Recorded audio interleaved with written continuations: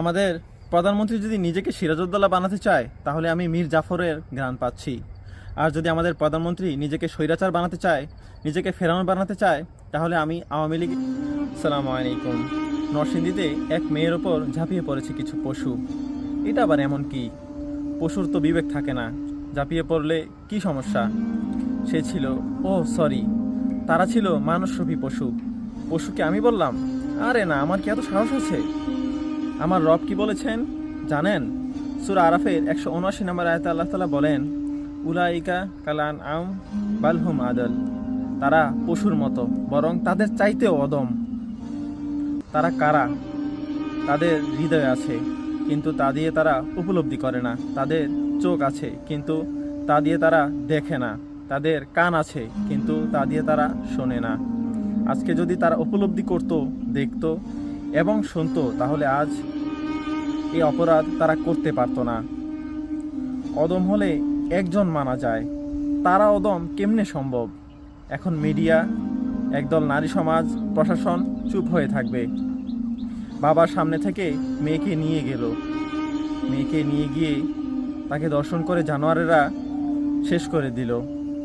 একদল বলবে, ভাই ভিডিও না বানাইয়া পারলে কিছু করেন। কোনো একটা মেয়ে বলেছিল, জামাত ক্ষমতায় আসলে নাকি হাত মোজা পা মোজা পড়তে বাধ্য করবে। এসব কথা তাদের মুখ দিয়ে আসবে যারা ইচ্ছাকৃতভাবে দর্শন হতে আগ্রহী। দর্শন বললে খারাপ শোনায়। আধুনিক যুগে একটু আধুনিক করে বলি, সে জিনা করতে আগ্রহী। মিডিয়া mogul চুপ কেন? টাকা না দিলে তাদের আর কি কাজ থাকতে পারে? ওয়েট, যুবদল নেতা করলো এটা, আবার তার দলের লোকেরা কই? সবাই কি তাকে সাপোর্ট দিচ্ছে? নয়তো তাদের লাশ সকাল হবার আগে পাওয়ার কথা। দর্শন করে হত্যা করা হলো, এদের শাস্তি কি হবে? দেশের ছাত্র সমাজ কিছুটা সচেতন হলেও মুরব্বী সমাজ সচেতন হতে চায় না, যার প্রমাণ আমরা 12 তারিখে পেয়েছি। চুপ থাকলে মনে হয় নাজাত পাওয়া যায়। আমাদের গুরুজনরা তো এটাই বলে। আমি এটা আবার মানি না। আমি সব ক্ষেত্রেই চুপ থাকার পক্ষে নাই। আমি চুপ থাকলে যে ভুল করে সে বুঝবে কি করে যে সে ভুল করতেছে? অর্থাৎ চুপ থাকা যাবে না। আমার রব নির্দেশ দেন, চুপ থাকার জন্য তোমাকে দুনিয়াতে পাঠানো হয় নাই। সূরা আল মাইদাতে 8 নম্বর আয়াতে আল্লাহ তাআলা বলেন, হে ঈমানদারগণ, সত্যের ওপর স্থায়ীভাবে প্রতিষ্ঠিত ও ইনসাফের সাক্ষ্যদাতা হয়ে যাও। কোনো দলের শত্রুতা তোমাদেরকে যেন এমন উত্তেজিত না করে যার ফলে তোমরা ইনসাফ থেকে সরে যাও। ইনসাফ ও ন্যায়নীতি প্রতিষ্ঠিত করো। এটি আল্লাহ ভীতির সাথে বেশি সামঞ্জস্যশীল। আল্লাহকে ভয় করে কাজ করতে থাকো। তোমরা যা কিছু করো আল্লাহ সে সম্পর্কে পুরোপুরি অবগত আছেন। আল্লাহ সুবহানাহু ওয়া তাআলা আরও বলেন সূরা শুরার 41 নম্বর আয়াতে, যারা জুলুম হওয়ার পরে প্রতিশোধ গ্রহণ করে তাদের তিরস্কার করা যায় না। এই আয়াত আমাদেরকে জানায় চুপ থাকা যাবে না, প্রতিশোধ নিতে হবে। ইসলাম কি আমাদের প্রতিশোধ সাপোর্ট করতেছে? কি বলছে আমরা তার পরের আয়াতে জানতে পারবো। আল্লাহ সুবহানাহু ওয়া তাআলা তার পরের আয়াতে বলেন, সূরা শুরার 42 নম্বর আয়াত, তিরস্কারের উপযুক্ত তো তারা যারা অন্যদের ওপর জুলুম করে এবং পৃথিবীতে অন্যায় বাড়াবাড়ি করে। এসব লোকের জন্য রয়েছে কষ্টদায়ক শাস্তি। অর্থাৎ যারা জুলুম অন্যায় বাড়াবাড়ি করে তাদের জন্য রয়েছে কষ্টদায়ক শাস্তি।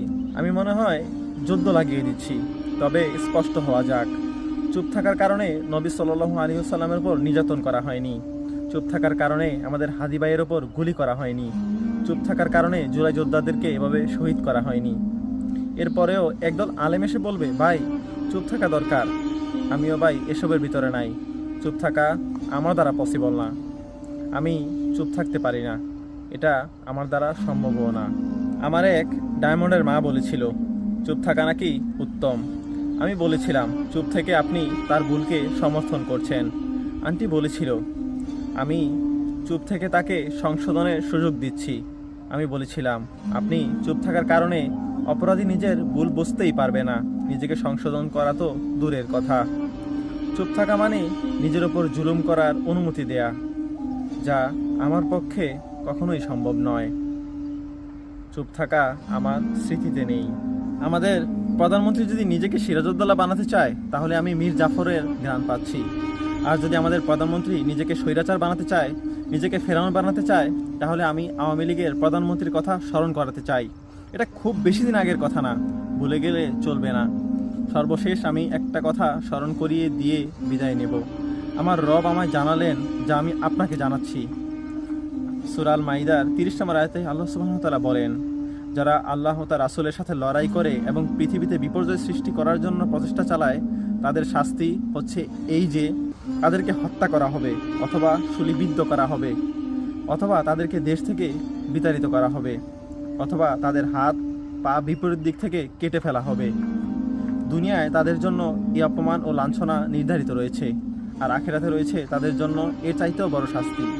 জিনা হচ্ছে পৃথিবীতে বিপর্যয় সৃষ্টি করার প্রচেষ্টা। তাদের শাস্তি হবে এটাই যে তাদেরকে হত্যা করা হবে, না হয় তাদেরকে শূলিবিদ্ধ করা হবে, না হয় তাদেরকে হাত পা বিপরীত দিক থেকে কেটে ফেলা হবে, আর না হয় তাদেরকে দেশ থেকে নির্বাসিত করতে হবে। এটি আমার রব জানালেন, যা আমি আপনাদেরকে পরে শোনালাম। মানতে পারলে আপনার জন্য ভালো, না মানলে রবের কাছে জবাবদিহিতা করতে হবে। রবের কাছে জবাবদিহিতা করার জন্য প্রস্তুত গ্রহণ করুন। ভালো থাকবেন, ন্যায় প্রতিষ্ঠা করবেন, ন্যায়ের পক্ষে থাকবেন। আল্লাহ আমাদেরকে ন্যায়ের পক্ষে থাকার তৌফিক দান করুক। আমিন। দেখা হবে নতুন কোনো ভিডিওতে। ততক্ষণ পর্যন্ত ভালো থাকুন, সুস্থ থাকুন, সুস্থ রাখুন। আসসালামু আলাইকুম ওয়া রাহমাতুল্লাহি ওয়া বারাকাতুহু।